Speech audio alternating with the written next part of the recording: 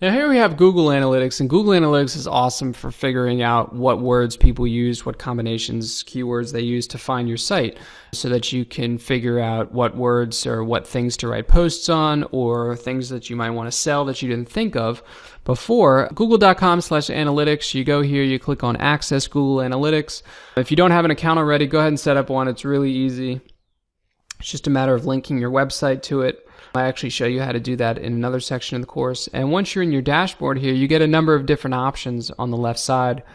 The one we're going to go to is acquisition, and this is going to tell you where your visitors on your site came from. So whether they were referred to you by another site, or whether they did a Google search, or whether they just typed in your website directly. So if you click on Overview, I've only set this up as a demo site like 2 weeks ago, so I'm not going to have that many visits. Your data is going to have a lot higher numbers here. Most of my visitors have come from referrals from another website, basically on the same domain. I only have 2 organic searches right now, but we're going to talk about how to export that data, how to use it to find some other suggestions. But if you click on All Traffic on the left, you're going to see the sources of your visitors. And if you click on Secondary Dimension at the top, you then click on Display as Alphabetical List. You could just type in what you wanted here, but if you've never seen it before, this is a great way to figure out what you want to include as another column here. We're going to do keyword, and this is going to tell you the keyword that the people use to find your site. Now these are referrals, so obviously there's not going to be a keyword, but normally here it would tell you the different keyword. And you can see this is from KaiserTheSage.com, and his site's been up a lot longer than this demo set I'm using. So it tells you the keyword right there, and it also gives you some statistics on, how long people stay on your site.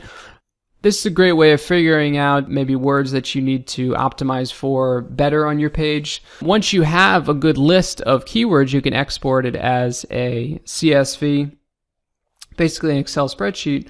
You can also go to keywords on the left and then click on organic, assuming you didn't use AdWords to get this data. If you did that, you'd click on paid.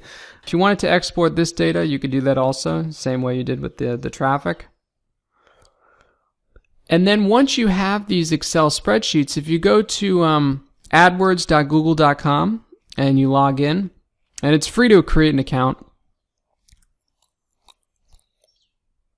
I actually show you how to create an AdWords account in the digital product development course we have. So if you go up to Tools and you go down to Keyword Planner,